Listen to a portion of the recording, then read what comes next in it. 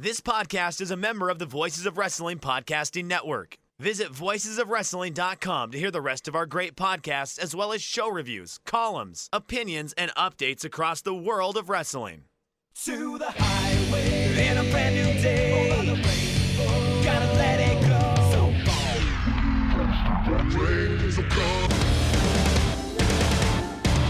Fast to freedom.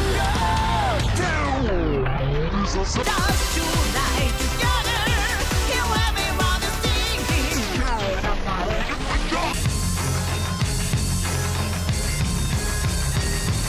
你看到我就怕，头皮发麻，我的手。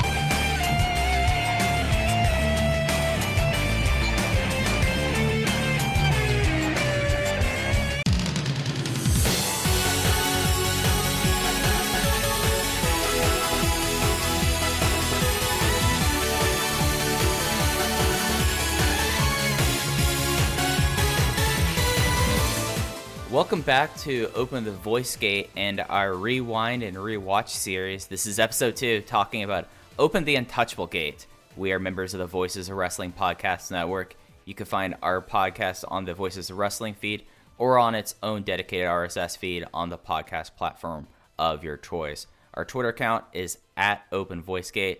I'm one of your hosts. It's your old pal, Iron Mike Spears. I'm being joined alongside, as always, Case Lowe. Case, how's it going? Mike Spears, I'm so happy to be here. Things are still very uncertain in the world, but I know that I get the chance to talk to you. In the background right now, I have a 1994 MLB game between the Montreal Expos and the Atlanta Braves keeping me company, and we are here to talk about one of my favorite independent wrestling shows of all time. The Dragongate USA opened the Untouchable Gate. I love this show. I love that this show is a little bit underrated given the pomp and circumstance that surrounded Open the Historic Gate. And I love that I'm here talking to you, Mike. I hope you're doing well. You know what? I'm doing all right. I'm, as you said, we're still in the thick of it.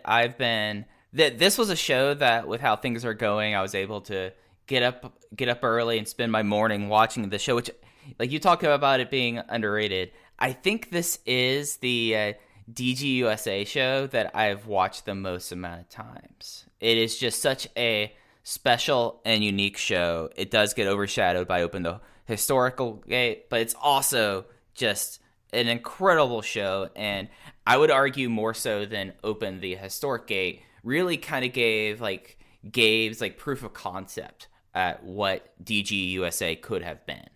Well, you see a larger influx of Americans on the show and meaningful independent wrestlers at this point, because we're not dealing with the Two Cold Scorpios and the Ken Dunns.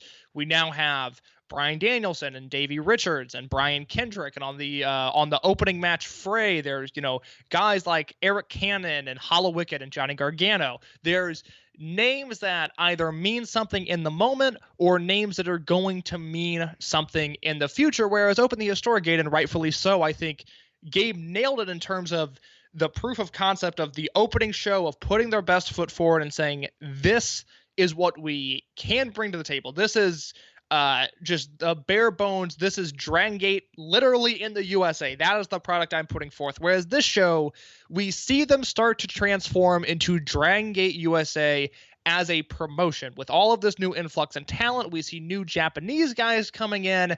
It's a great show in front of a hot crowd in the dingy Congress Theater in Chicago. Yeah, it was kind of funny when I was watching, tweeting about it today.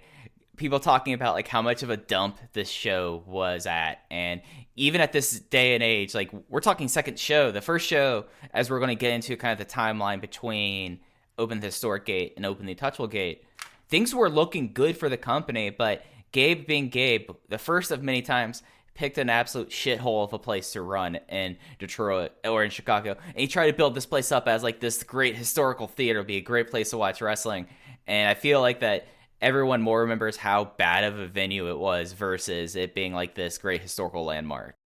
So I've never been to the Congress Theater because when I moved to Chicago, it was already closed down, but I live pretty close to where this show took place. And There are other venues they could have run in the nearby area that would have been much nicer. One venue that they run now and Evolve, the Logan Square Auditorium, which, I mean, God, one of these shows in Logan Square, I mean, it would have been unbelievable, but alas, we have the Congress Theater, just a classic Gabe Sapolsky move of booking a really good show in a really bad venue. Yeah. And it's something that as we get deeper into Rewind and Rewatch, especially as we get away from the initial proof of concept and then get into where this company was in 2013 and 2014, we're going to have some real interesting places to talk about that they've run. But this is just like a little like amuse-bouche, a little teaser of how things would be like in the Gabe Sapolsky Dragongate USA promotion. So just so before we get into the timeline, if you've not listened to the first episode, I recommend you all go back and listen to it. We put it out 2 weeks before this. Our plan is that until everything is up and running and back to normal, we're going to be basically doing every other week. We're going to go into the DGUSA catalog. We're going to compile notes on what happened and what was the timeline of events. We're going to review the show, and then we're going to talk about just the state of DGUSA at this time. If you're looking to follow along, we highly encourage it. This is one of those things that, like, I know a lot of people have been complaining about just the state of wrestling right now because of the current events.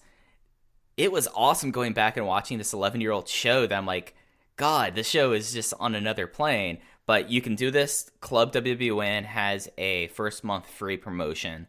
We should really see if we can get some money out of this case. But I have not I've heard stories. I have not ever been a WWN affiliate, but I know people that have, and I know it's ended poorly every single time. I don't know if that's the route we want to take. Yeah, that's fair. That's fair. But go on there. They have the entire library up there, and that's how I watch this. Sadly, most of my DVDs I've sold and gotten rid of over the years, but it is a cool experience and a different time. So without any ado, Case, let's talk about what events led up to Open the Untouchable Gate that happened on September 6th, 2009. So we're going to take this right from the actual Open the Historic Gate, and there was a lot of things that were happening both in the wrestling world and in Dragon Gate around this time. So, Case, I know that you kind of have a little bit of a timeline put together that you wanted to talk about before we get into the show itself. Yeah, so before we get to Open the Untouchable Gate, we actually need to back up to the beginning of July, which is Prehistoric Gate. It is announced on the July 6th Wrestling Observer newsletter that Bryan Danielson and Davey Richards will be on the show. Both of these men are working for Ring of Honor at the time, but they were not contracted to Ring of Honor talent. It is also announced that in partnership with the High Spots Wrestling website, that Jim Ross and Jerry the King Lawler will be doing an autograph signing at the Chicago September 6th show. And a third date is announced, that is November 28th in Philadelphia at the ECW Arena, which we'll be talking about on our next show. Dragongate continues their global expansion as well, with dates announced in Germany and England. And unfortunately, on the native side of things for Dragongate, they run into a little bit of hot water. Do you want to briefly talk about the scandal that was happening in Dragongate at the time? Yeah. This is, if you're looking at time frame, this is the time of the monkey scandal. And it's something that, like, even before we went on air, Case and I were like, oh, we have to talk about this again. Okay. But you kind of have to, because there are certain things that happen on Untouchable Gate and with people on the show that is important to know, like, this was happening at this time. So the TLDR is that the Dragongate had two facilities in Japan. One was the building that was owned by the former president Takashi Okamura, which had dojo, if you ever watched Prime Zone, it had stuff there, and it had dorms there. And then there was another dorm that was called basically Sanctuary, which was basically like the more physical place. It's where they had the full-size ring. It's where they had their workout set. It was just like its own, like, true camp. And before this, they had pets. And one of the pets was, I don't even know what kind of monkey that it was, but it was a monkey named Kora, which has also been pronounced Cola because of how Japanese English translations works, that Shima bought in 99. I think it was something I think he might have gotten in Mexico and brought with him back. But over the 10 years, he basically was like, okay, this is now the dojo pet, and he went on with his life. He moved away. But the big thing was there were a abuse scandal that happened that was based around the point and what was known at the time. And I was someone who lived through this, and the sources that are available now about this versus the sources that were available by then are completely different things, because the reporting on this mostly was done through the Japanese equivalent of 4chan. So weird that this was a case in 2009, but there were several wrestlers that were implicated to this to various levels. Shima got in trouble because he didn't keep up the paperwork on this monkey. It is not known if he was actually anyone who was aware of the abuse of the monkey before this hit thing. He basically moved out of the dojo, did not keep the exotic animal paperwork current, so he got in trouble. President Okamura got in trouble because it happened under his company. And then there's like a mess of wrestlers that either they were involved in it, they might have been people who done the abuse, they might have been people who try to act like someone else was doing the abuse.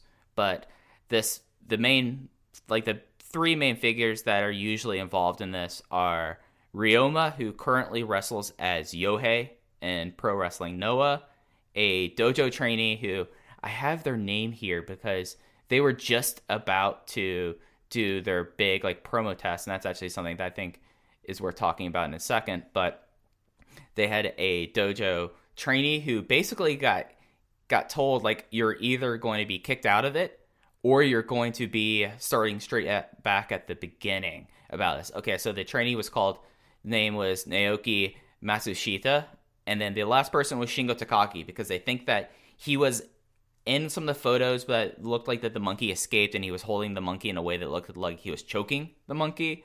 But it was also something where they said, like, oh, he might have just been the person who tried to catch him, and they took a photo of it right afterwards. There were other wrestlers that were involved to various degrees that we don't necessarily know their capacity, but basically it was those three wrestlers, Shima and the president. There were massive pay cuts, and Shima and Shingo shaved their head as the act of contrition.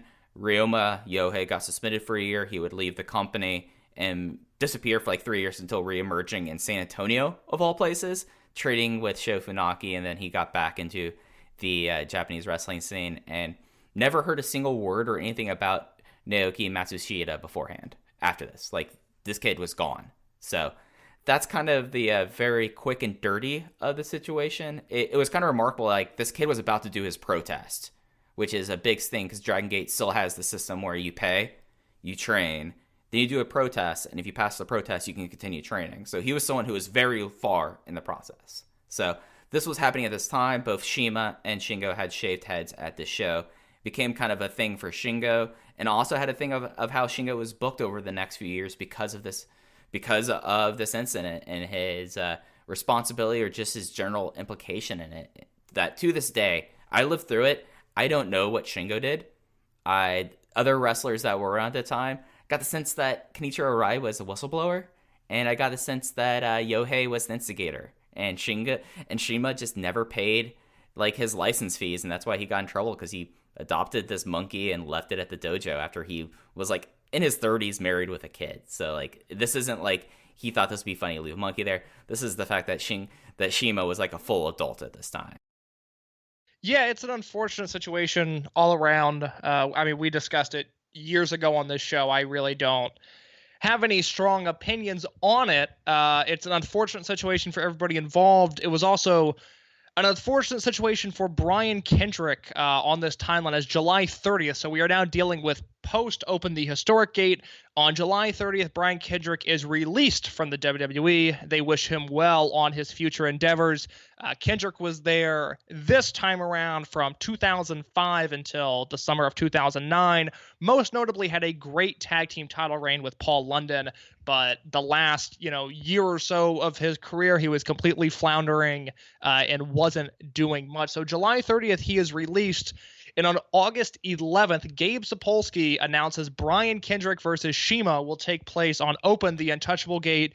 And Gabe Sapolsky says in a MySpace message that he was trying to fill out the final slot on this card, a singles match versus Shima.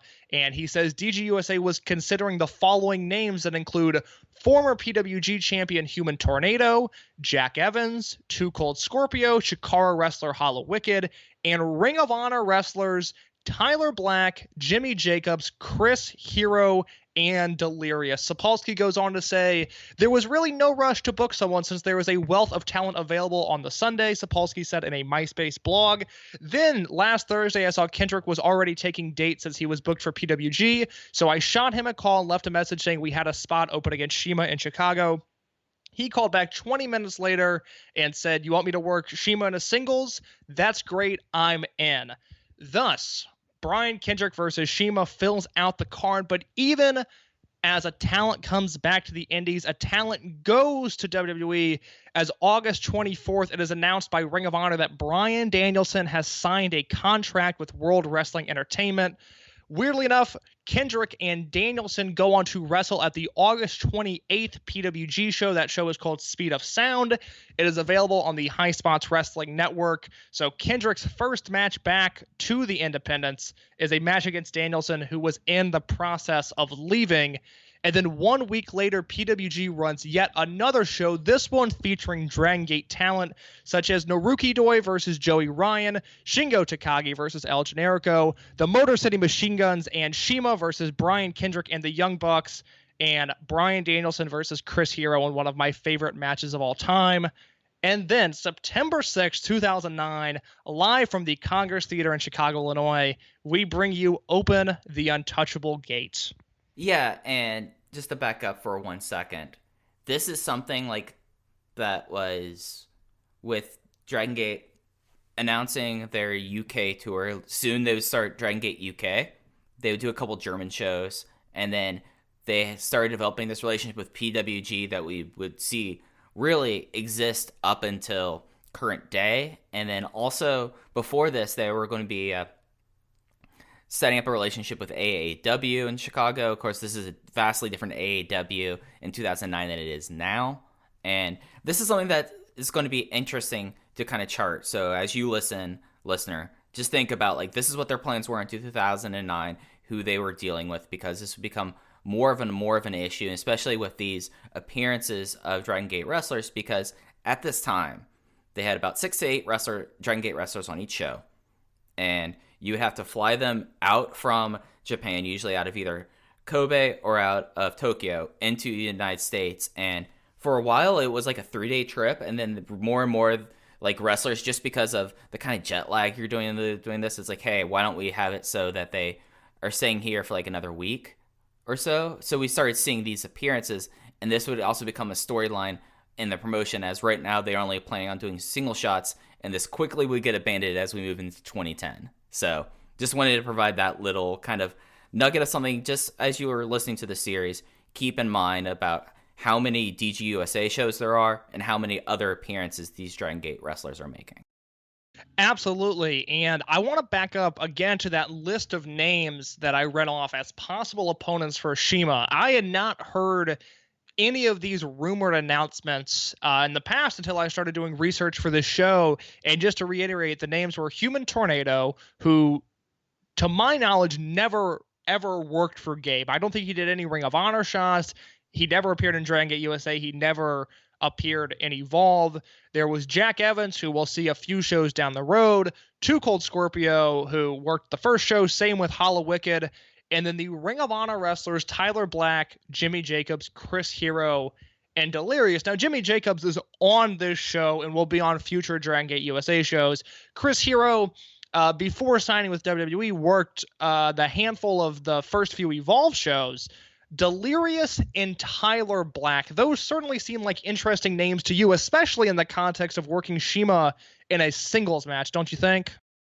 Oh, absolutely, especially considering that this was a time that Bryan Danielson was on the way out. One of the many times that Davey Richards had a big blow up with Ring of Honor and went back to the Indies for a couple months. And then you had Tyler Black, who basically had 3 or 4 years of Ring of Honor where he was basically exclusively a Ring of Honor guy, other than a couple AAW and PWG appearances. And then Chris Hero probably now is more remembered for his return to the Indies when he worked Gabe. Like, basically Gabe was his home promotion for a lot of it. So it's interesting, like, those lists given. And of course, when you talk about like people and PWG names that never made it to the next level, and probably in today's marketplace would be one of the premier indie stars, the list kind of starts and ends with Human Tornado, doesn't it? Just because of how much of like an, I know this was a little bit for your time, Case, but Human Tornado was an incredibly popular person on the internet as a wrestling fan. Like, he would have videos out, like he was one of the first people who released stuff to YouTube, and just like the character and his style, and especially through like PWG at a time where PWG was still somewhat ascendant. Like, this PWG in 2009 was already kind of the premier West Coast indie, but it was not nearly to where PWG would be 5 or 6 years later. So it's interesting to hear those names being introduced, because Human Tornado did like a very short stint of Ring of Honor before he retired his first time. Like, he was a guy who never really got out of California, and if he came along this decade, he probably would be like one of the biggest stars on the indies. Yeah, geographically, he was probably more hindered by that than anything else. Yeah. I think you're absolutely right. In a modern context, there would certainly be aspects of his gimmick that would need to be altered for a 2020 crowd, but the talent was undeniable then. I mean, his PWG feud with Chris Hero over the span of 2007 and 2008 is one of the more infamous PWG feuds, if not the landmark rivalry in that promotion's history. And his name stuck out more so than any of the other ones, because, Jack Evans had the Dragongate tie-in. A singles match with Shima would have been interesting.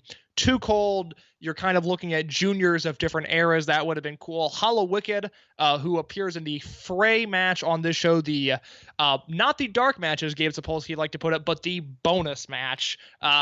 Typical Gabe right there. It's, you had the Golden Rose, or the Gold Circle, I think they were called. The first 3 rows got early admittance, and then they got to watch the Fray match, and then they were, front 3 rows for the Dragon Gate USA show, which is great. But Hollow Wicked versus Shima would have been interesting, and then he obviously had a storied history with Tyler Black, Jimmy Jacobs, Chris Hero, and to an extent Delirious. I found those names to be very interesting. But when Brian Kendrick gets into the fold, of course, Gabe gave him a call, and maybe you can speak to this a little bit, but Brian Kendrick and Paul London, as somebody that was just aware of WWE and TNA and was, 8 years old in 2006, Kendrick and London were 2 of my guys, because I speak very highly of 2006 SmackDown. I love that era of that television show. And the landmark guys, I mean, yes, you had your main eventers like Undertaker, Batista, Rey Mysterio to an extent, but my guys were London and Kendrick, because they would wrestle these work rate matches against Mercury and Nitro, the M&M tag team, that were always incredible, and that spoke to me way more than whatever the Undertaker was doing. And I get the sense that in 2009, 2010, there was a real buzz around London and Kendrick coming back to the independents. Kendrick, he's had a few different spurts as an independent wrestler. He's now back in WWE. Paul London, man, he's never really had a major run post WWE. And it's a shame, because, he worked PWG and worked the tag team with El Generico, and they had great matches together. He was in Lucha Underground, seemed to enjoy that. I saw Paul London have a match in Ring of Honor against Roderick Strong that is one of the best matches of the Sinclair era, but when they tried to book a rematch, London no-showed and has never been brought back since, and it just seems like it's been a legacy of disappointment for these 2 guys that came back to the independent promotion with such hype and such promise. Yeah, so I have kind of like a unique emotional relationship with Paul London, because he was a TWA guy, the same promotion that Spanky came out of, the same promotion that trained Bryan Danielson. And he was the one that didn't necessarily immediately boom on the independent scene before Ring of Honor. So I would get a chance to see him on like my local UPN affiliate that had an indie that bought time, and he would be there all the time. And then he would suddenly go to Ring of Honor, kill in Ring of Honor, and then get to WWE, and then everything, as you said, kind of has leveled off since then. I get the sense that that Paul London is a different kind of cat, and not necessarily always going to have wrestling as his forefront of interest. But Brian Kendrick's so interesting, because this is right after like the Brian Kendrick, and when he was after, because I think London got fired a little bit before he did, and he had a time on SmackDown with Ezekiel Jackson, and like that he was trying to become like this was like during the Mike Adamle days, and they had like the cruise. I forgot what the match was called, but it was like the special championship match where basically it was an Iron Man match with several people in it, and then whoever had the last pin on the champion at the end of the match would be the champion. And I remember like on the internet, like people like grabbing a screen grab of current WWE champion v Brian Kendrick, and that always being a little bit of a meme. But yeah, no, so like this definitely was the first generation of guys who went off to WWE, like even before CM Punk, were now returning to the independent scene and had that cachet. And at this time, Brian Kendrick probably had as much cachet coming off of his WWE stint than anyone else in wrestling. And it's interesting, like the long path it took him to come back to WWE through the Cruiserweight Classic, because he basically had then about 7 years, I would say. Yeah, it would be about 7 years where he bounced around. He did New Japan, he did some TNA, but at this time, him coming back to the Indies was considered a huge deal. So him getting this match with CIMA, even though the match wasn't necessarily up to the standards of the remaining singles matches on this show, was a huge moment. And it was something that I definitely sticks out to the back of my mind, that of when Gabe was always big about using MySpace and the email blasts, even back then, it was always seen as, holy crap, it's going to be Spanky versus CIMA. And that was like a big deal. And this is like where I say, like, this is the more proof of concept, because this is exactly, and there's matches on the show that more felt like this. You get a lot of the precursor to what would have been the modern WrestleMania weekend matches on the indies on the show. And Absolutely. And I feel like that this was like one of those matches that you very well could have seen on a WWN Mercury Rising Super Show, or also the High Spots WrestleCon Super Show. So I thought like that was always kind of a remarkable thing. When rewatching this today, I had that kind of stick in my head about a lot of this card.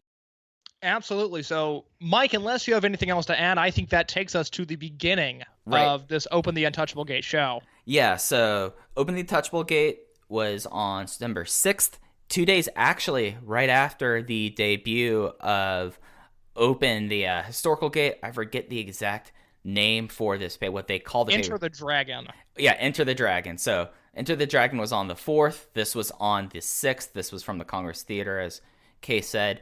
550 people, which, if you remember from the last episode, that was precisely at that threshold that they wanted to get on each one of these shows. So had pretty full house, at least for what they were expecting, and it seemed like tickets really picked up as soon as they announced these 3 big singles matches on the show. But let's get into it. I don't remember actually ever watching this Fray match, but the Fray match was Hallowicked won over Eric Cannon, Flip Kendrick, Mustafa Ali, Johnny Gargano, The Great Malachi, Louis Linden, and Shima Zion. Yeah, so I did not watch this match. Even in a quarantine state, there are only so many hours in the day. And like I said last time, I'm not going to spend those hours watching a Fray match. That being said, Hallowicked, who had a really good showing in the Chikara Showcase on the first show, is brought back here. He gets the win. It should also be noted that Johnny Gargano, who is Midwest-based but made the drive to Philly for the first show, is brought back here. The rest of the names are all new to the promotion, and they're all Midwest guys. And then Shima Zion, I believe, was still based in Pittsburgh at the time, but was working Midwest dates. Right. So Eric Cannon's from Minnesota. We'll be talking a lot more about Eric Cannon as we get into 2011 and 2012 case. But oh yes, Flip Kendrick and Louis Linden, the tag team that I think is Cleveland based, because I know that they still work AIW. Mustafa Ali, of course, now is in WWE. Great Malachi, who retired, and before he retired, worked a tour of 0-1. And I can't tell you anything else. Yeah, a bunch would not be the right word there. Yeah. He worked a few matches for 0-1 somehow, some way. My bad. Hey, I mean, when you're laundering money, you need to find something to clean that money on plane tickets, so might as well. Absolutely. I mean, he really, if you look at his cage match, those are, I mean, they are names that he worked. I'm not saying those matches look good, but he literally worked 0-1, and that is the best thing you can say about him. Hey, I mean, there are people whose entire wrestling career, they would go trying to work 0-1 or just work in Japan in general, and never do. But this guy got the opportunity to. So, I mean, good for him. He has to be on the short list of guys that have worked Ohio Valley Wrestling and 0-1. Just I think CM Punk would be on that list. Colt Cabana would be on that list. I don't know of many other guys that have shared the same ring, Ohio Valley and 0-1. That seems like a very limited list, but the Great Malachi is one of those names. Absolutely. It's just, this is wrestling in the late 2000s, y'all. This is just how things were back then. But from there, we get into the actual show that made pay-per-view. The remaining shows were all on the Club WWN. Boy, that name sucks. Club WWN service is a part of Open the Untouchable Gate. The opening match was a rematch from Open the Historic Gate, of course. This is the match that Too Cold Scorpio begged to see again, even though he was not on this card. And it was Dragon Kid versus Masato Yoshii, where Dragon Kid gets another win on Masato Yoshii. Dave Meltzer has his notes wrong. This was not off of Dragon Rana. It was after the Bible crucifix pen. And, this is a match that was very good, but it also was like, you definitely see the lack of chemistry between these two. So I like this match more than the Open the Historic Gate match. I've always been a real big fan of this. It's actually about 30 seconds longer than their first encounter, but I feel like they get to the bulk of this match so much faster, and there's less intimidation, there's less awkwardness, there's less of a feeling out process, which there should be. It's their rematch, and they're working it as such. But because they get to everything quicker, as a result, they do more, and that more, which we will talk about excess a lot on this show. The more that they produced here, not a bad thing at all. I thought it really added to the match. And one of the things that I guess I'd like to know from you, so Lenny Leonard is on commentary, and he's talking about how this is a rivalry built on respect, and how you're going to see matches later on in the card where there's this fierce rivalry. There's maybe some generational hatred there. But Dragon Kid and Masato Yoshii respect each other. And at the time in Japan, Dragon Kid, was he aligned? He was aligned with Kamikaze at this time, I believe. Am I wrong in that? Yeah. Okay, he was Kamikaze, and then Masato Yoshii was World 1. So you're kind of dealing with two tweener units in the Dragon system. And as a result, the heel-face dynamics in these first two matches are very strange. Yoshino certainly acts as a heel in the first match. Here, there are moments where Yoshino's attacking Dragon Kid from behind. He's kind of sneering at the crowd. And then Dragon Kid will do the same and will get the same reaction. Instead of the Chicago crowd cheering the babyface for, giving the bad guy a taste of his own medicine, Dragon Kid will do the same thing and will get the same result. He will be booed as well. So there is this weird sort of like double heel, double face dynamic at play. Does that hurt your enjoyment of the match at all? I think that it definitely is in play, and it's something that we definitely are going to more get into in the next match, because at this time, as you mentioned, Kamikaze and World 1 was supposed to be more of a super face than Kamikaze. And you did have the fact that Yoshino was more than willing to go heel. Of course, he was straight out of Muscle Outlaws at this time. So this is still in that time frame where he's fresh off of his really long tenure as a heel. I mean, basically, although like Italian Connection were seen as face at times, basically through everything, they were kind of like the heel unit. He was in heel unit, so he still had those tendencies, whereas Dragon Kid never really was a heel. So him doing this was always kind of weird. And this is the thing about this match that got me and why I kind of marked it lower was, so these are guys that at this time would have faced each other hundreds of times. And it got to an extent where, I mean, I've seen the show probably 4 or 5 times, but I was able to call each next spot as if I was watching a Penta Cerramento match out of AAW, just because like they had their system of where they were going to go to, how they were going to escalate. And you would think that they would have a little bit of better chemistry in that regard, but also they would add in like neat and interesting quirks that kind of, instead of me just being completely on autopilot in the match, kind of like make me raise my eyebrows. Like there was a moment where Yoshino goes to the floor, and then Dragon Kid jumps over the top ropes and does a kind of really messy looking head scissors to the floor, which is something that you don't see much out of them, both for like that kind of risk and also for the fact that it did not look very smooth. And these two guys are probably two of the most smooth people on the roster, I would argue. So I think that's fair. I think that was the thing. The thing that I was going to ask you about this was, so we talked about on Historic Gate how they opened the show with BB Hulk versus Yamato, and that one felt more like a King of Gate match, maybe even like a singles main event style match that was slow building up to the fever pitch in the end. This match was an outright sprint, which was something I remember you were talking about how they wanted to start the shows here. Do you think that having this kind of match as a sprint opening this was more effective than how things were for Historic Gate?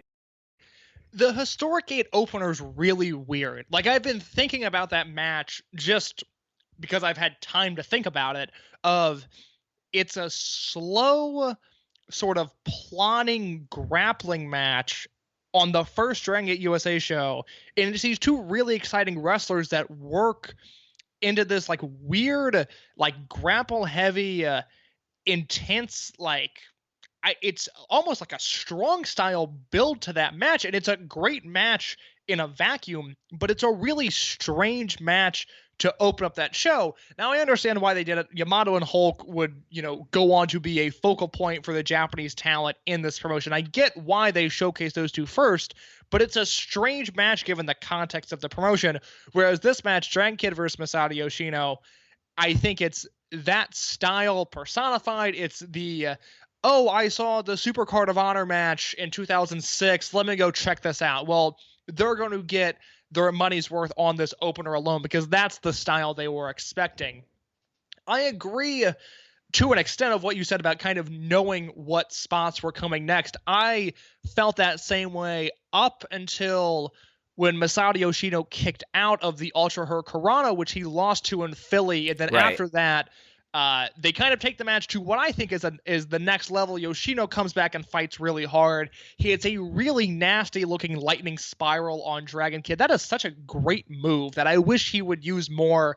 I get it. He's dumping a guy on his neck. Probably no fun to take, but it always looks awesome. And then Dragon Kid scores the win here with the Bible. Really enjoy this match. I think this is a 4-star opener. Maybe it's one of those where if it's, after intermission, if it's a little later on the card, I maybe don't rate it as highly, but I came into this DVD fresh, ready to go, ready to watch some wrestling, and they delivered a ton of impact, a ton of moves, and in a compact, precise format that I really enjoyed.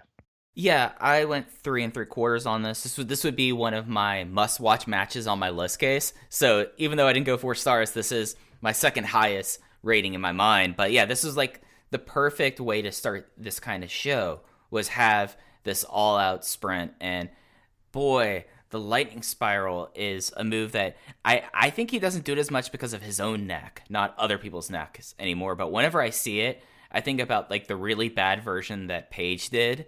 And I'm like, man, this is a really sweet move where you're basically doing like a corkscrew fireman's carry neck breaker. And it's such a like devastating move. And this was a time where Yoshino would do the lightning spiral off the top rope, and it was insane. And just like seeing this and like knowing these guys throughout their career, it just was a very exciting opener. And I thought that it was, when we talk about like the weird dynamics here, one of the reasons why the weird dynamics were so on point was because the next match, moving on to the next match, unless you have anything else you want to add before we move on.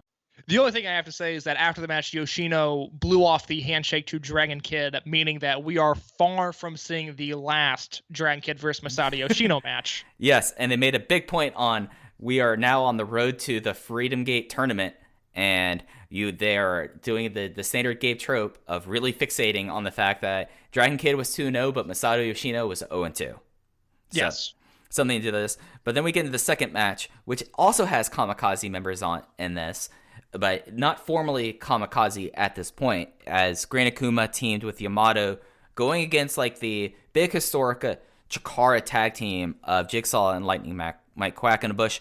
Really kind of weird match because you had Dragon Kid, who definitely aired more on the face side, even though he was doing some heelish things, to Yamato and Gran Akuma, who were outright heels.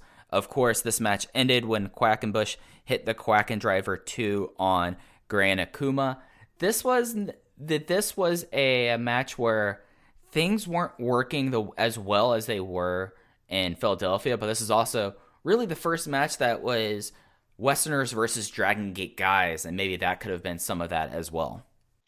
It's a match that didn't need to be as long as the opener, right? This match clocks in at right around 14 minutes. I think if it goes 10, I think much more favorably of this match than it ended up doing. And it's not because it's a bad match. There are some awkward moments with everybody involved. I think everybody at some point has timing that is a little off. Their chemistry gets a little shaken, but it's not a bad match. The thing that jumped out to me here is how vicious Yamato looked in this match. Oh, God. This Yamato is just a thing of the past. I mean, we talked on the first show about how BB Hulk aged so quickly and so rapidly that Dancing Hulk feels like it might as well have been 20 years ago. This Yamato is just like, my God. I mean, he's laying his stuff in. He looks quick. He looks happy to be in the ring. And we really just don't see that often from Yamato anymore. Yeah, and this is, of course, even before like his big heel turn. Like, he was a tweener in Dragon Gate at this time. But this is before he went from, I think like the nickname technically was either second generation Geku Jujo or Battleship, where like his nickname and his persona there. Of course, his name is after the Battleship Yamato from World War II. But he had a hell of a spear during this time case. And the sleeper suplex were two of the most nasty moves all card long. And it was such a delight to like have him in this element. I do think that one of the reasons, other than it going too long, was the heel side, Gran Akuma and Yamato, really worked at a certain level that I don't think that, sadly, for as much as like we put over Jigsaw and Mike Quackenbush on the last show, did not kind of fulfill their end of the bargain here. Mike, you're so on the money about Yamato's spear, first of all, because when Yamato hits his first spear in this match, I'm like, that's the moment where it's like, oh boy, like this guy...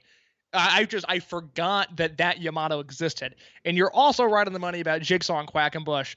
Look, I'm not a big Mike Quackenbush guy. I've never been. I think he's annoying as a person. I think he's annoying as a wrestler. Jigsaw I very much like, and although there were moments in this match where their creativity actually worked to the best of them, specifically so Jigsaw's knee is worked over this entire match, and it's worked over to the point of depletion. He's having trouble running the ropes. He can barely stand up. At one point, he goes and puts Gran Akuma in like the Doomsday Device position. He has him up in that electric chair like on his shoulders. He can't hold the weight, but instead of dropping Akuma, he simply drops to his knees, and then Quackenbush hits what is basically a Meteora onto Akuma from that position. I thought that looked excellent. That is the peak of this match for the Chikara Sekigun side, but they're not on the level of a Yamato, and I think that is discovered very quickly in this match, and it probably factors into the way Chikara is booked for the rest of this feud. Yeah, I think that's a pretty valid point, and I think that's to the detriment of someone like Jigsaw, who I think was a very effective babyface in peril in this match. I think a lot of my issues with this match were you had like the idea of Mike Quackenbush, who has some of the worst angry faces in wrestling, where he just comes off looking like a pompous dickhead. And I think that done like this. And of course, Quackenbush's style does not mesh well with someone like Yamato, who at this time, you know how much I dislike Yamato doing MMA stuff in 2018, 2019. Yamato doing his stuff in 2009 made sense. It looked awesome. It looked awesome. It looked brutal. And Gran Akuma, who, he was the person that was selected to kind of break away from the pack and be like the true-born DGUSA person. He was perfectly solid here as well. I felt like that him and Yamato had good chemistry here, and we would see this go on through the rest of 2009 and 2010 with this. But this definitely was a point where like you kind of saw them go like, okay, so this is what we're working with. Well, we're going to go to plan B here, because it definitely felt like that everything kind of changed for the Chikara Sekigun after the show. For sure. After the match, and I mean, I don't really have too much to say about this. No, you're good. Keep going. Yeah. After this match, Yamato choked out Mike Quackenbush, gave him the rear naked choke after the loss. Hallowicked came out for the save, and then basically Gran Akuma and Yamato sulked away. Next up, we had something that is a trademark on these early Dragongate USA shows, which is kind of the weird, abrupt, awkward in-ring promo, where the Young Bucks wanted to have a Twin Gate match going off the fact that they were no longer the tag team of the future, they are the tag team of the present. This brought out Jimmy Jacobs, who was not booked anywhere else on the card, but Dave Meltzer said this was supposed to be a surprise for the local fans, and the idea was just an idea giving them surprise, and there's no long-term plans here. Of course, he would appear a little bit a little bit more after this. Mustafa Ali came out, tried to get him to join like whatever stable Jimmy Jacobs was teasing. I guess that might have been a thing in the Chicagoland area at this time. They refused, and then Jacobs and Ali beat them down, and then finally then that brought out Marahadi Sapa, who were the reigning Open the Twin Gate champions at this time, and they cleared everyone out, and you could very audibly hear Genki shouting to the camera, "No match, no title match," and it was just a real 2009 hours segment. I actually kind of like this angle. Now, there's a post-match promo later on in the show that I'm a much bigger fan of, slightly ironically, slightly unironically. But I understand that I don't understand why the Young Bucks had to come out and demand the title match at this point in the show, but they did that. Jacobs comes out with Mustafa Ali, who was kind of doing like a Diet Davari act, or maybe not Davari, maybe Muhammad Hassan, I guess is more apt. It's the same Mustafa Ali that is on SmackDown now, but such a drastically different presentation, and I hadn't seen that Mustafa Ali in so long, and I was so taken aback by it when he came out doing a bad stereotypical Arab accent. He's got just a whole different look going on, and it's almost a bit of a bummer to watch because Mustafa Ali is such a talented guy and such a nice guy and seems comfortable performing as himself in the modern age, and this gimmick that he was working just felt so contrived and so of the time and like reeked of post 9/11 fear, and it was kind of a bummer to watch, quite honestly. They come out, they cut this promo, Young Bucks beat them up, Saito and Horiguchi then come out and beat the Young Bucks up, just like Mike said. I'm just reiterating the angle at this point. An enjoyable angle, but I don't totally understand why it had to happen. Yeah, like that's why I said like real 2009 early Gabe hours, where this really did not add anything to this show whatsoever. If anything, this was a show that was tight, 2.5 hours. And that's one of the things that I've really been enjoying about this, is that each of these shows, you get 6 matches in 2.5 hours and you're done. You could have cut this out and you have been at 2 hours and 20 minutes. No one would have lost anything from that. But I agree.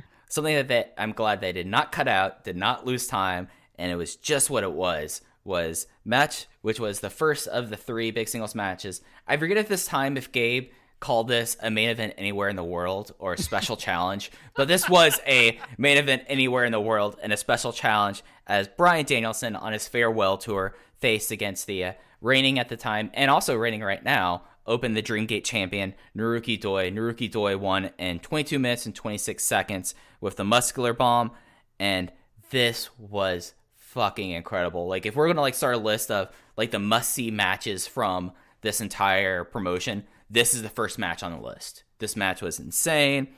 This was like during a time with Bryan Danielson where a very smart move here was, since these shows were taped for pay-per-view, they could not use any themes that were commercially licensable.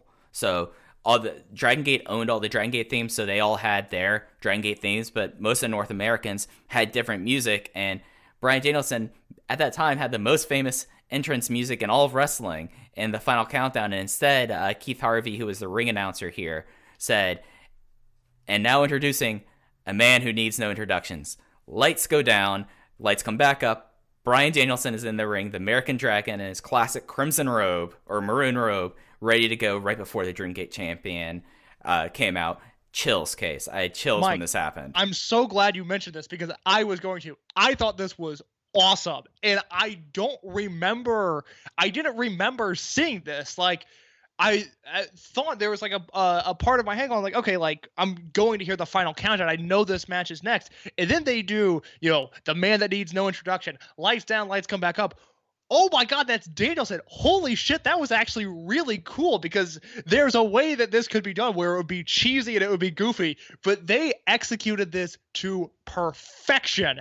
And quite honestly, the match that followed, near perfection, if I say so myself. Yeah, I was 4.5 stars on this match. I was in the same boat. I've flirted in the past. I think like the first time I watched this, I was at 4 3/4. For whatever reason, this time I was like, yeah, it's 4.5, whatever. I'm not going to split hairs with that because I love this match. Now, I think and at some point we will tweet out once we're farther along a list of like the essential Dragongate USA matches. I think Shima and Yokosuka versus the Bucks on the first show would be on that list as well. But big time singles matches, this is the first one that feels like a match of the year contender. I love this match. I love this era of Danielson in particular. His like 2008 into 2009, his last year and a half on the Indies, is a really interesting time for him because you can tell there are some shows where he's a little bit bored, and there's, time where he's in Pro Wrestling Noah and that stuff's all very good, but it's 2008 Noah and it doesn't have the same aura that 2005 and 2006 Noah had. And then there are times where he's working very different styles and is in different locations. I always loved Danielson and Chikara because it was just so different than, him being in Ring of Honor. Him in a different context was so exciting. He's kind of bouncing back and forth between doing comedy and having very serious matches in PWG. Ring of Honor, he's kind of trotted out into more of a legend role. Yeah, a legend role. He's doing a lot of, even before the Final Countdown tour, he's doing a lot of dream matches. One of the things that I found out that I did not know about before I started researching for the show was that at one point, Ring of Honor had booked Bryan Danielson and Kenta versus the American Wolves on a show in 2009. I believe that was the June 13th, 2009 Violent Tendency shows that match was supposed to happen on. Danielson got a staph infection. He had to pull out, and we ended up getting Roddy and Kenta versus the Wolves instead. But there's really no clear direction for him because he's done everything in Ring of Honor. He's held the title. He's had great feuds. He just slayed Morishima, and he comes into 2009 a little directionless. And this is one of the few matches of this time period where he feels and looks and wrestles like he's comfortable and like he knows the exact moment that he's in and what the situation calls for. And it had been a long time since I had watched this era of Danielson, and I start seeing the elbow strikes that I hadn't seen in so long. And then he does his backdrop driver off the top rope, and it's just one of those Danielson things. A few guys have this ability to where you're watching the match and you're enjoying it, and then something happens, something clicks, and immediately you're like, oh shit, this is a great match. And it's like he lulls you into greatness somehow. And so few guys are able to do that. I mean, that almost feels like it's a tribute to the King's Road style in a sense, where you could watch Masao and Kobashi grapple for 15 minutes, and it's not boring, but it's not the most engaging thing. And then one chop goes awry, or there's one big suplex, and all of a sudden, you are witnessing greatness. And that is why Bryan Danielson is one of the greatest wrestlers of all time, because he is able to do that. And I think this Naruki Doi match is one of his better American independent matches. I love it.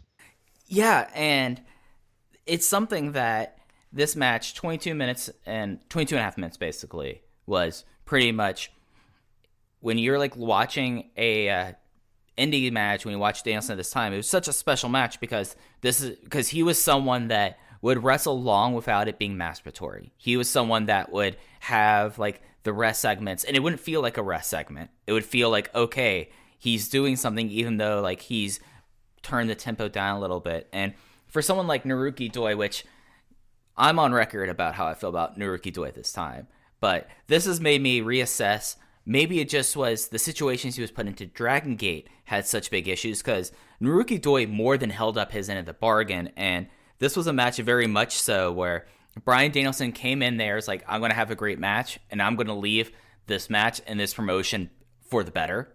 And I definitely felt like that was the case because he was facing the reigning Dreamgate champion at this time. I mean, we're in the heart of his reign at this time before it got kind of ridiculous. And this match was built up, and it was built down, it was built up. This was the match that felt like the true WrestleMania weekend match, which is kind of appropriate. We're recording this when we're recording this. This is the week of what would have been WrestleMania, when this will get released far after that point, but just so you all know. And this kind of gave me that feeling of that.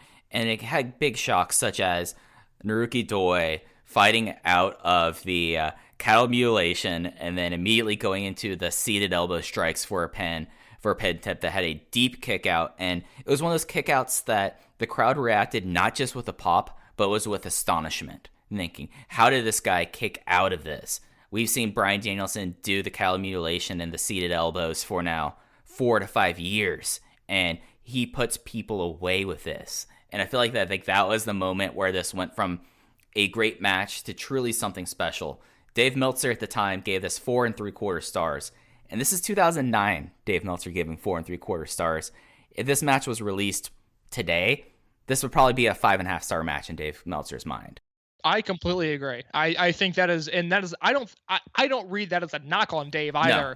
It's just his scale has changed, and this would be a 5+ star match in the modern landscape, because also there's not this level of intricacy and not these skilled levels of wrestlers on the independents right now. There's just not. And I understand you're taking the champion of the number 2 promotion in Japan, and you're taking Bryan Danielson and saying, well, there's not guys as good as this on the independents now. I understand that's not an entirely fair comparison, but this style of match is just gone from the independents right now. And I think if any wrestler wants to bring this style back, they are more than welcome, because I would appreciate it. Yeah, this match was totally something special, and definitely why this show, I don't think we mentioned this beforehand, in the 2009 Wrestling Observer Show of the Year poll, Historic Gate was number 1. Number 2 was a UFC show. Number 3 was this show. And this match, and a match that we'll get to later, were the reasons why people were like, okay. And why the format that Gabe ran with this, with both the pay-per-view and the DVD market, made perfect sense on, okay, we break even on the attendance because I know that everyone's going to want to see Bryan Danielson versus Naruki Doi. I know everyone's going to want to see Davey Richards versus Shingo Takagi. So this was just one of the smartest decisions was, hey, Danielson's going to be going away now.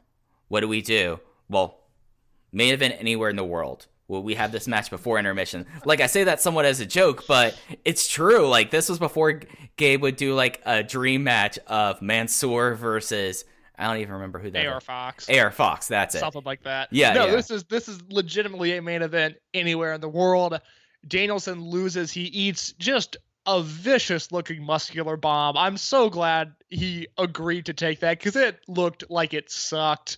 And then it's interesting. Danielson cuts this post-match promo, and I don't know how much time you want to spend on this, or if you even have really a strong opinion on it, but I was so just intrigued by his post-match promo where he's talking about how, he's not going to be here for forever. He's going on to someplace new.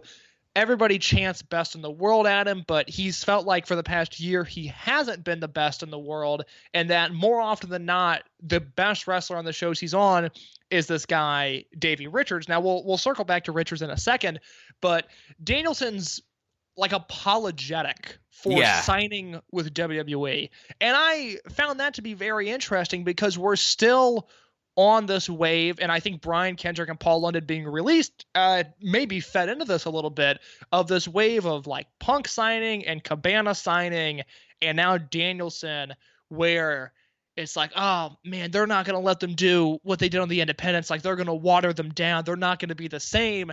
And we slowly started to see that change, and Kevin Steen signing and then being able to debut as Kevin Steen with a different last name, and then we go into the 2015 and 2016 signings where the American independent crowd is suddenly overjoyed that these guys have contracts and they've worked so hard, partially because the WWE and NXT house style changed so much. Now I think it changed to a far more unnecessary and far more dangerous style, but that's a conversation for another day.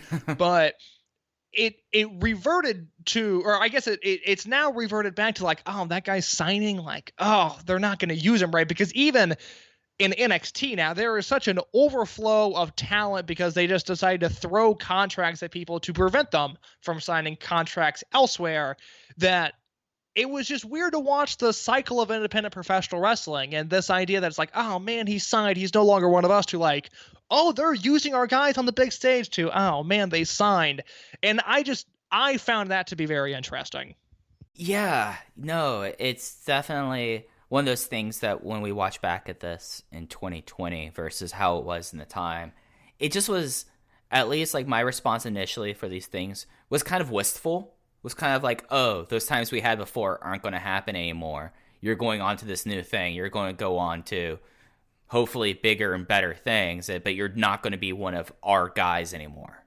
And as you said, like, we've had this cycle of that.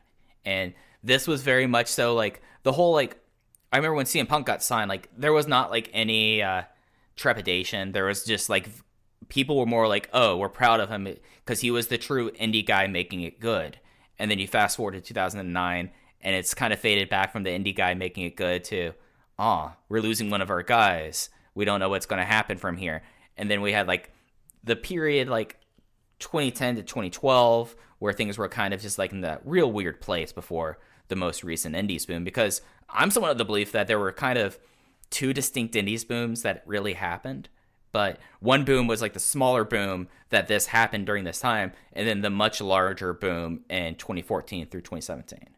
So I would agree with that. So yeah, like, this is definitely like at that point of the cycle. So I totally see your point here, and I think that promo is interesting, if only for how they try to do stuff later on the show, and it definitely gets into one of my favorite personalities in wrestling history, which is Davey Richards. So we'll get into that as well. They made a big point of this, that this was the pre-intermission match on the show. And that's something that I think you still kind of see. Like, PWG would always have the big blow-off match before intermission. Chikara would do it. When Ring of Honor used to have intermissions, that would be the case here. So it made sense. Like, if you're someone who was not around during this time period, that's no value judgment whatsoever. But if you weren't around this time period, it was a big thing to have a big match before intermission. Your semi-main event often was the intermission match. So made perfect sense through all this. Again, incredible match. Naruki Doi was really a man made for 2009 USA Wrestling, which makes a lot of sense when you think about Naruki Doi, right, Case?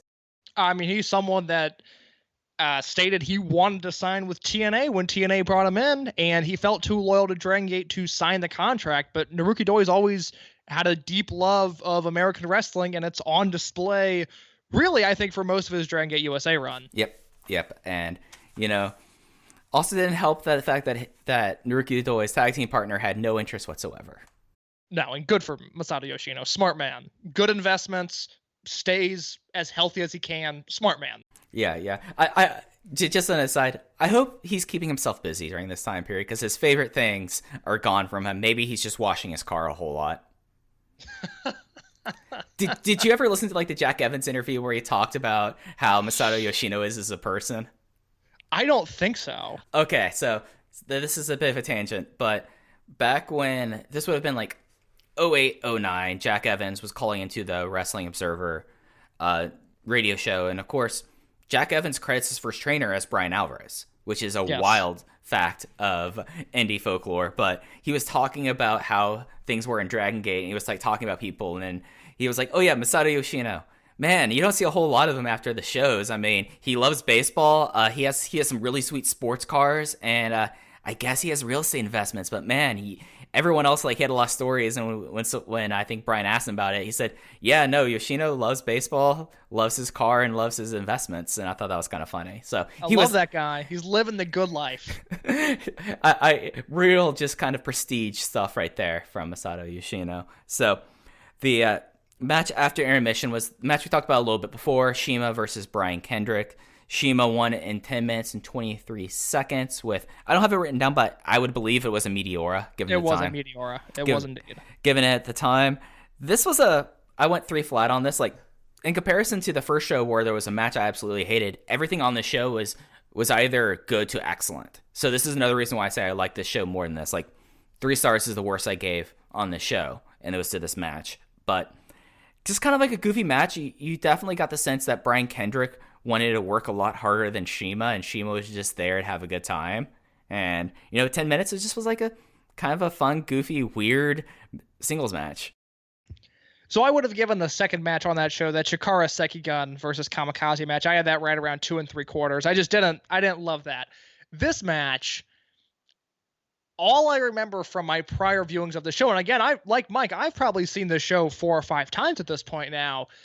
I remembered not liking it that much, and I remember Shima hitting the craziest super droll, his backstabber of all time. And when that happened, I jumped off my couch. It is the wildest bump on a backstabber that is possible. I love it so much. But the thing about this match is I was watching it, and it starts off kind of very 50-50.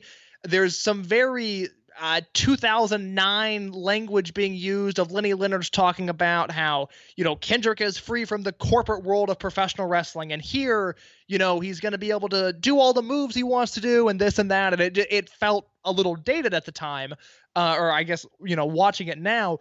But as soon as Kendrick attacks Shima and starts healing it up, there was such a simple story in this. I mean, it's a very simple match, which is funny given the matches it's sandwiched in between of, Danielson, Doi, and then, Davey Shingo, which we'll get into in just a second. Watching it now, I was like, man, I really like this match. Oh, it's fun. It was so simple. Kendrick does some cool stuff, but Shima's often sticks out way more than Kendrick's. He hits that super drill, like I mentioned, closes it off with a Meteora, gets the win.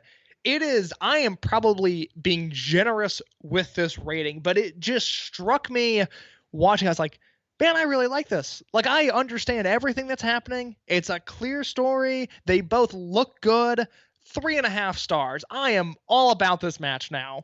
It just was like, when I say 3 stars, doesn't mean it was bad. It just was a match that, especially in comparison to the rest of the show, it's not superior to anything else, but I understand what you mean. Yeah, exactly. It served its purpose, and I really enjoyed the purpose that it had. Yeah. And also, one thing I also liked in this match was how, at this time, this was so fresh after Shima had all of his injuries that, like, he completely changed his moveset from 2005 to 2009.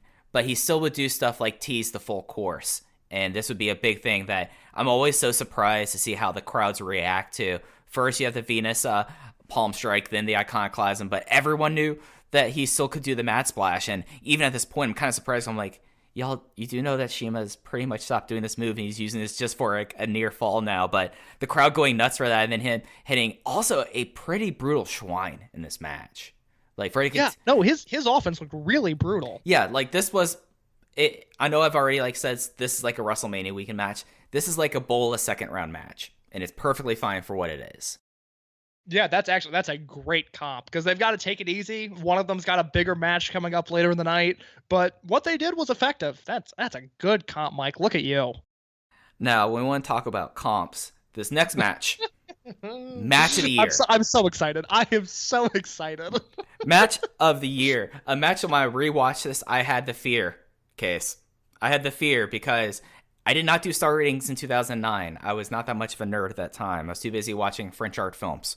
But yeah, okay. That's fine. I'm not even going to touch that, Mike. I was a nerd for different things back then, Case. I was a nerd for different things. But this next match, one of the most fun and most brutal and special matches in Dragongate USA history.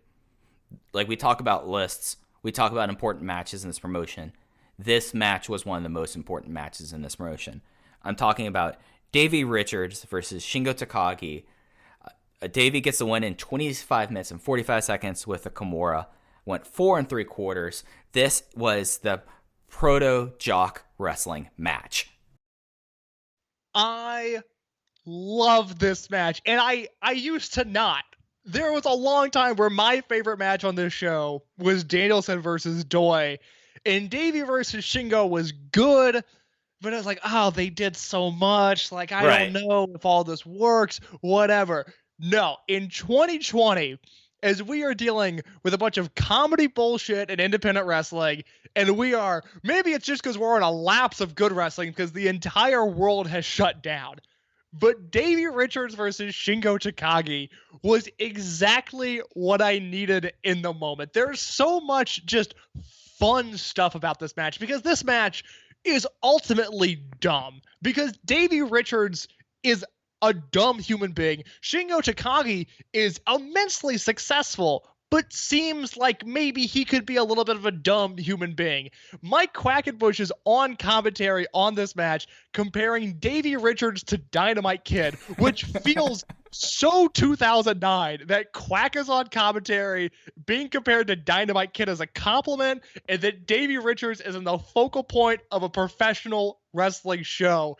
And they go out there, and it is exactly that. And it's a shame that the Voices of Wrestling flagship Twitter just recently coined this term, because now it's going to look like we're copying them, when this is dumb jock wrestling personified. Because every time I wanted to get upset that they were doing a big move and then kicking out, or, Shingo's, getting kicked in the head and bouncing right up, and I'm going, is this dumb? No, it's not dumb. The story is brilliant. It just features two dumb guys who are too dumb to feel pain, and no matter how hurt they are going to continue inflicting pain until they can't anymore. Davey Richards does a tope suicida in this match where Shingo's shoulder and flies 3 rows into the crowd. He wipes out the golden circle. These are people with lanyards, and Davey wipes them out. And then he bounces back up, howls at the moon, and continues his attack.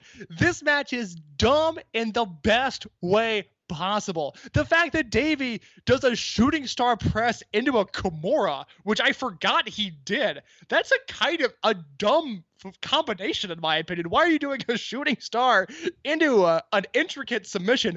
But Davey does it. He gets the win with it, and it works. 4 3/4. I love this.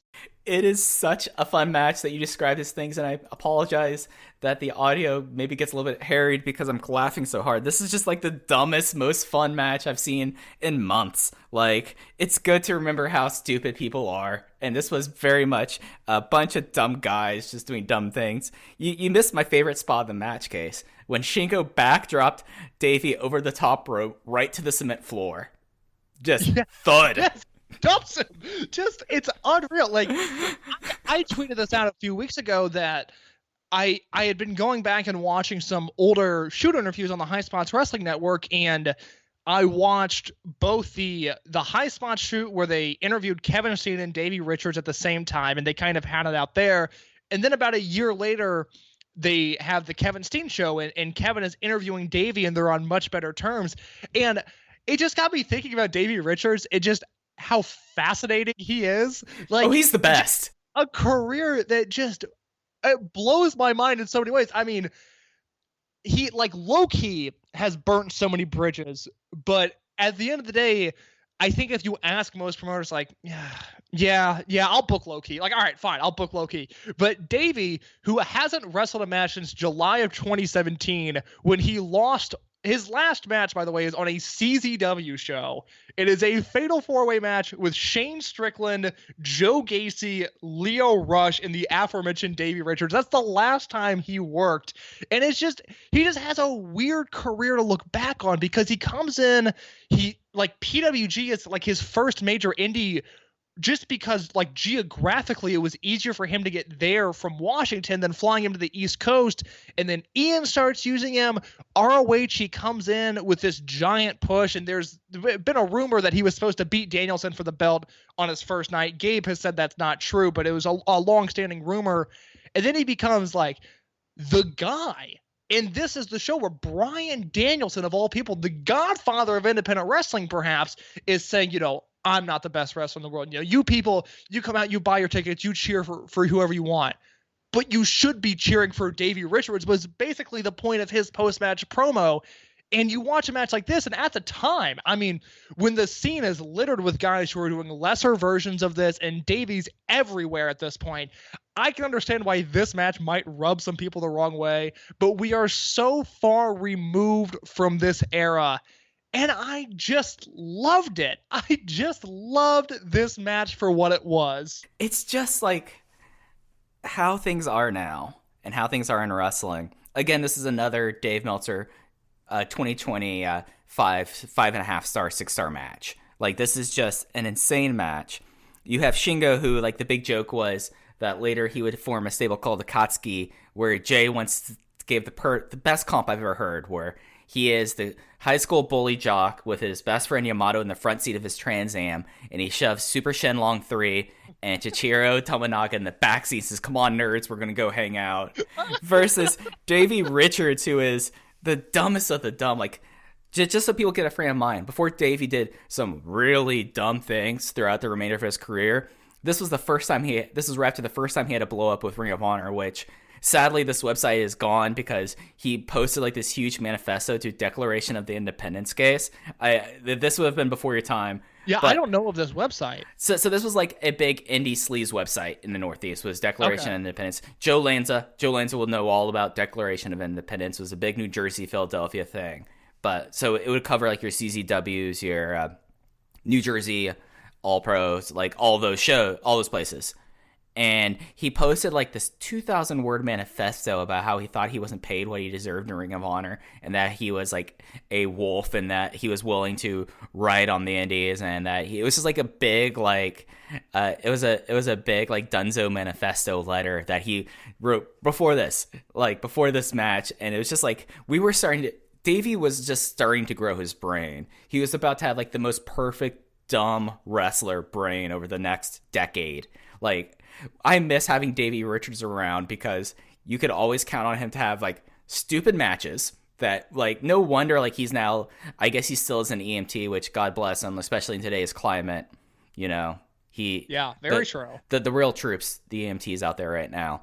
But he just was like such a unique person that like just like this morning, like when I like woke up early to watch this show, I was psyching myself up for this match, and the match blew away what my expectations were of a match that I've seen 4 times ago, where we just had dumb jocks doing dumb jock things, doing a shooting star into a Kimura, and then just that tope con hilo just needs to be repeated, because he dives through the second and the middle rope and the top rope, does a tope con hilo, clips Shingo. I don't think this was called. I think he just decided he wanted to do this. Clips Shingo in the shoulder, goes flying over the bike rack rail deep into the crowd. Like, you weren't exaggerating when you said this was like third row. Like, he took out all the lanyard geeks. No, he vanishes. Like, Davey goes off camera on this dive, and I'll let you finish, but I promise the listeners, this is not the last time we'll discuss the Davey Richards dive, because the next show, he does an even dumber dive that I will zapruder for everybody because it's unbelievable. But go ahead, Mike. Yeah. I need to learn how to GIF, because just like doing a music video of Davey Richards and Dragongate USA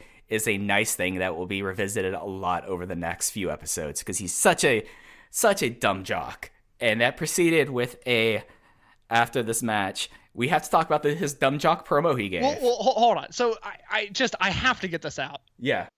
Davey Richards, what I've determined just now listening to you, Davey Richards is the embodiment of a walking, talking galaxy brain.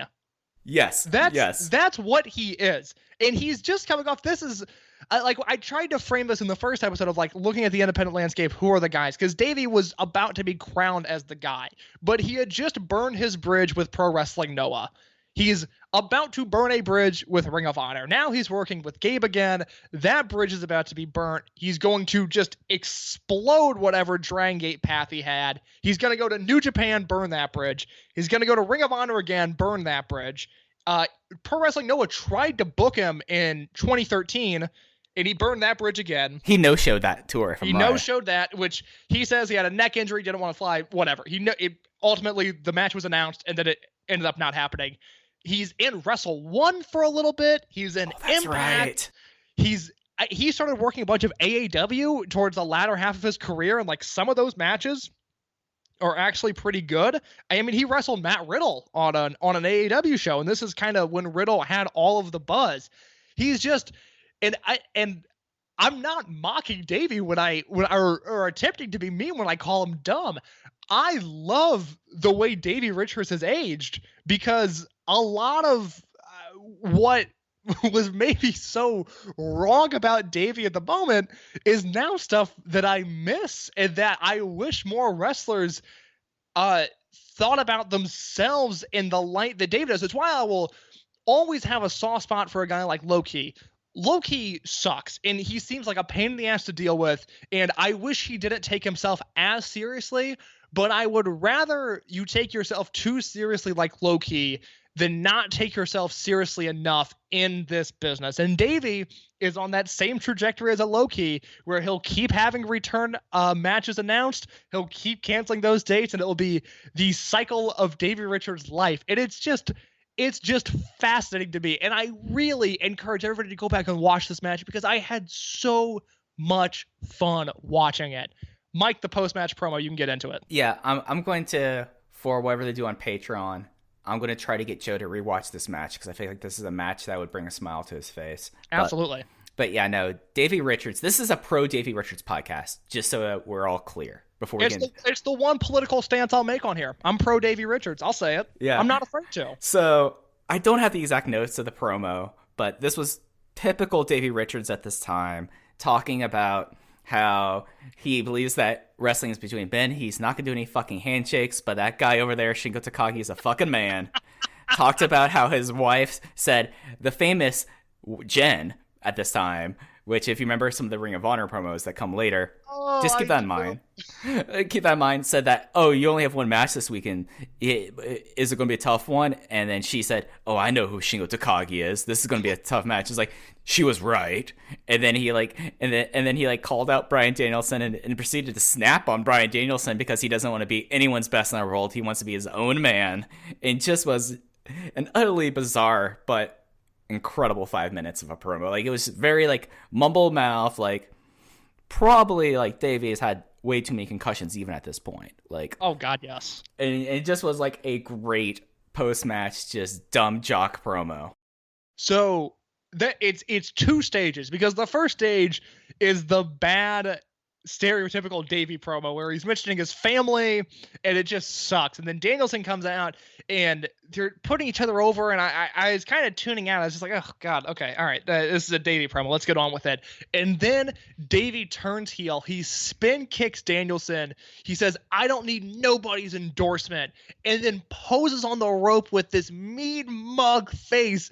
And I was like, holy shit, I'm ready to follow this guy into battle. Like, Davey Richards flipped like that. In a second, he was evil, and I was so on board with it.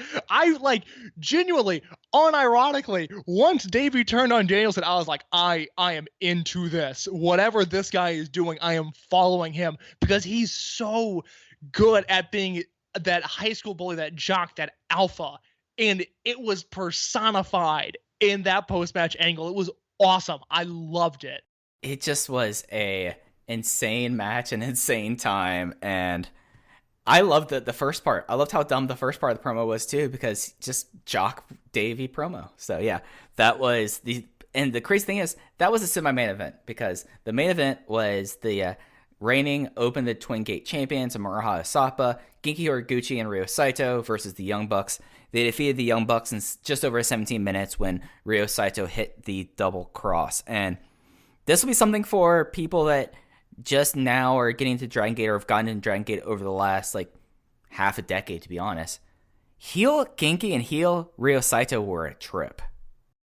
Totally weird. I mean, I've been watching Dragongate and covering Dragongate. Been watching since 2013, been covering since 2014. I have never covered in real time a heel Genki Horiguchi. And it's one of those deals where, like, this match, this is such a weird match. Like, I just never come away from it with a super strong take, right? Because it's there, and it's the 2009 Young Bucks, which I really enjoy. And again, watching this match, I kind of said this on the first show too, but like, man, the Young Bucks used to do a lot of stuff. Like, there's a moment here where Nick Jackson does like the running knee in the corner, kind of like what CM Punk did. I think he does that to Horiguchi, and then in one motion turns around and runs and does a suicide dive to Saito on the floor. I was like, I've never seen him do that since, but just, it was like, oh my God, they're doing so many moves. But in the context of the Saito Horiguchi heel team, which peaks in 2011, where they have a match of the year contender against Don Fuji and Masaki Mochizuki, a match that I know I have somewhere. Maybe I can attempt to upload it because I know that's a match that's never really circulated well ever since, but it's a match of the year contender. Incredible match. In a loaded year, 2011. That is one of the very best matches of that entire year. But I watched this match, and yes, Horiguchi and Saito are established as heels earlier on in the night, and they play those characters well. I mean, it plays into the finish when, Saito gets hit with more bang for your buck, but Matt gets misted by Horiguchi and then is pinned by Saito with the double cross. It's a stronger character match than anything that had taken place on these first two shows. There is very clearly a gimmick that Real Hazard is trying to get over, and I think they would have had they returned, but this is the last we see of Saito and Horiguchi for quite some time, at least in their current role. We never see Real Hazard again. Yeah, because time frame wise, we're in September. Real Hazard is about to turn into Deep Drunkers, because by the end of 2009, we have kind of the apocryphal cage match before it was always on their live shows where Deep Drunkers wins the match. I think they shave Yoshino's head for this one. I think this is the one that Yoshino loses. And they all are sitting on top of the cage drinking beers as 2009 comes to a close. So Real Hazard was the heel unit. It had one of the cooler aesthetic in comics. I remember how much I loved that Real Hazard t-shirt that they had.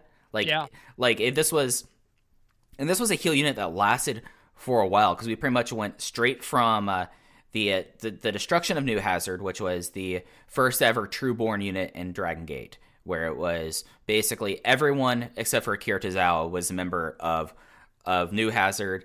They all turned on Hulk. This led to New Hazard becoming Real Hazard, Muscle Outlaws dissolving, starting a new heel unit continuity that would last until Mad Blanky, to be frank.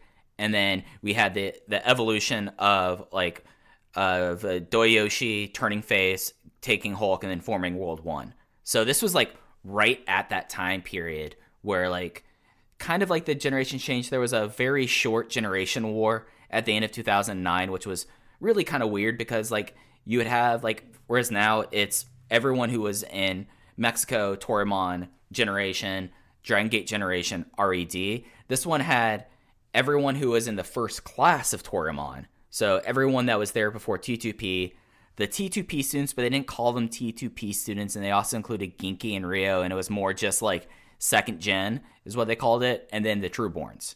So it was a really weird time in 2009. But getting back to this match, getting off that tangent, this was just a solid main event. I feel bad that this match happened right after the incredible match of the year match that happened beforehand, because this was a 3 3/4 4-star Korakuen main event tag match. And this was a match that I think the Bucks and Maraha Asapa had 4 or 5 matches that made tape over the years in Dragon Gate, and they always were very solid matches. The two groups had great chemistry, but we wouldn't see Real Hazard again. I'm trying to remember when the next time that Ryo Saito came back, because it was a couple of years between when Ryo Saito came back to Dragon Gate USA. Horiguchi is back for the WrestleMania weekend shows in 2010, because at that point he's aligned with Warriors, teaming with Susumu Yokozuka. The Chikara Sekigun rather on one of those nights. I am stalling for time as I attempt to look up when Ryo Saito next wrestled in Dragon Gate USA, because at least what I remember is he wrestled at the end of 2012, right. And according to CageMatch.com, that is indeed the next time he came over, is the end of the year triple shot in 2012. Yeah, so that was right as... That's Jimmy's era. Yeah, that's... Right then, yeah.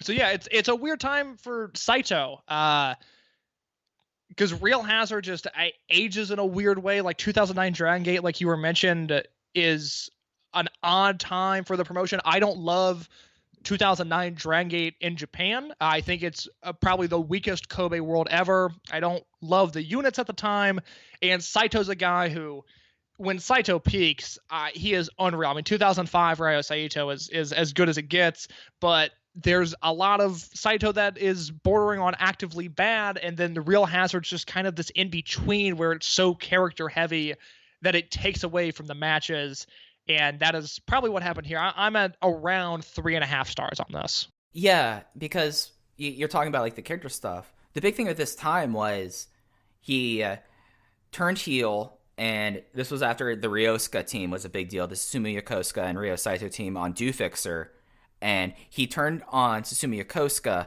then Susumu turned heel and tried to join Real Hazard, but then Ryo Saito tore his Achilles tendon, and then Susumu Yokosuka quickly turned face, said, oh, the only reason I joined Real Hazard was to turn on you because the double cross was based off of the double cross of Susumu Yokosuka. And then it kind of was all like just smoothed over by the time that Blood Warriors and Junction 3 happened because they were on opposite sides, and they can say like, okay, now we're going at it, and then you had Jimmy's. So it was a really weird character time at this time for Ryo Saito. Genki Horiguchi, one of the more underrated heels in Dragon System history, especially like when he started out in the extensions, had like the crazy eyes. He just looked like an absolute madman, and I feel like that was something about it. A big thing about this match was, you talked about the finish. There was a visual pin on More Bang for Your Buck here, which was a big thing for that moment because this was a team of the Young Bucks that basically lost 2/3 of their matches in Dragon Gate because they were seen as like trainees. So this was like a big moment for them. It was a visual pin that going into the mist and the double cross. Well, Mike, they're the tag team of the now, not the tag team of the future, and that's important to remember. Yeah, I mean, they are going to be the tag team for the now for like the next 6 months until they go become the generation of me.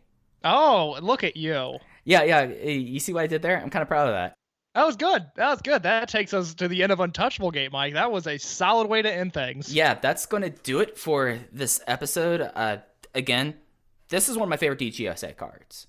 I think it's definitely worth your time. 2.5 hours. Nothing on the show is going to be as bizarre and bad as Too Cold Scorpio versus Kendone. You get to have a match that was so funny and awesome that turned Case and I into just laughing for minutes. You had the really cool Naruki Doi and Bryan Danielson match. It's one of my highest recommended shows in Dragon Gate history is Open the Untouchable Gate. Do you have any other last thoughts on the show? As a show, I think it is entirely worth watching from start to finish. It's a really enjoyable sit down. I know most of you listening to this are probably looking for any sort of archive content, and I would recommend starting here. I also would like to preview what's coming up next, because Mike, last time we did this show, you asked me, you're like, do you want to preview Untouchable Gate? And I was like, nah, I'm good. And then as soon as we hung up, I was like, why did I not? That was the dumbest thing I could have done. Why did we not preview the next show? So if you'd like, I can run down the Open the Freedom Gate card, which we'll discuss the next time on this Rewatch and Rewind series. Absolutely, because it's time to figure out who our first champion is. Who's going to open the gate to freedom, Case? Who is going to open the gate to freedom? The first Open the Freedom Gate champion will be crowned on the next show, the aptly titled Open the Freedom Gate show. We'll be back in Philadelphia at the arena for this one. And because Gabe Sapolsky is booking this tournament, it is a 14-man tournament to crown the first Dragon Gate USA champion. Now, you might be thinking, how the hell does a 14-man tournament work? Well, I'll tell you. So you have the Generation Now match, which features 6-man Gran Akuma, Hollow Wicked, Johnny Gargano, Lince Dorado, and both Matt and Nick Jackson. The winner of that will go on to the main event to face the Redemption winner between Brian Kendrick and BB Hulk. Those two lost their first 2 matches, but for some reason, they get a shot at the title. You have the Tribute to Skida 4-way match, Shima, Mike Quackenbush, Super Crazy, and Jorge Rivera.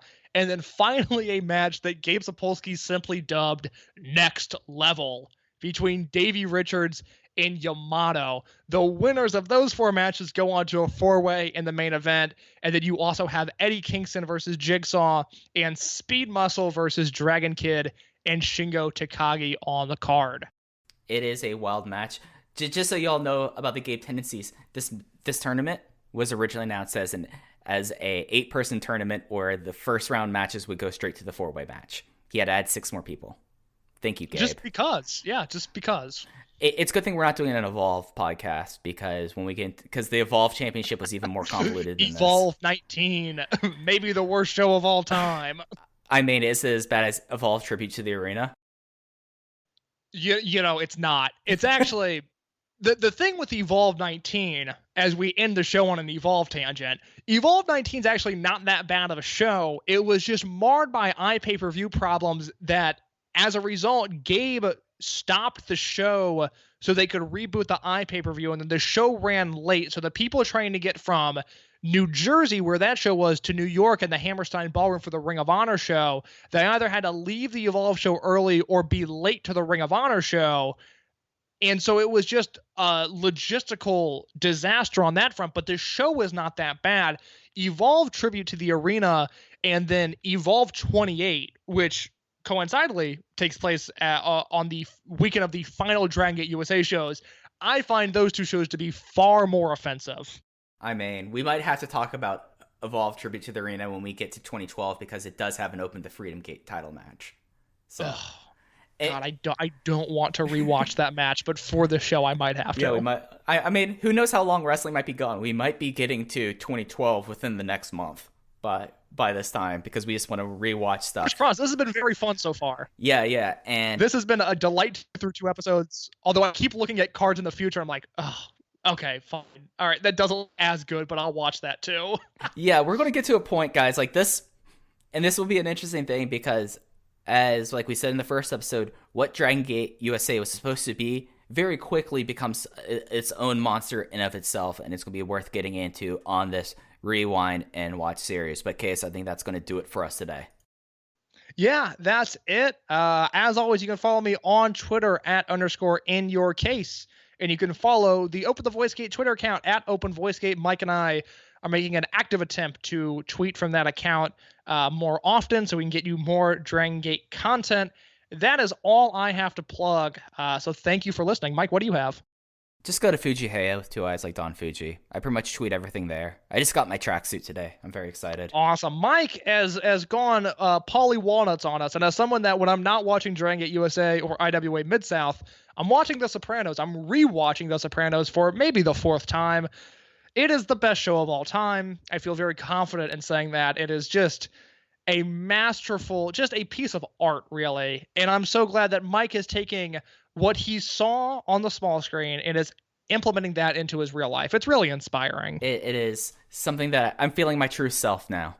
And that's what I'm going to be doing as we continue onwards in this current time period. But that's going to do it for us on this episode of Open the Voice Gate, Rewind and Rewatch. We'll be back soon. Probably with another one of these, or I just saw an announcement that they're going to have another No People Kobe Samba Hall show. So one of those 2 shows we'll be back and covering. But until next time, take care, everybody.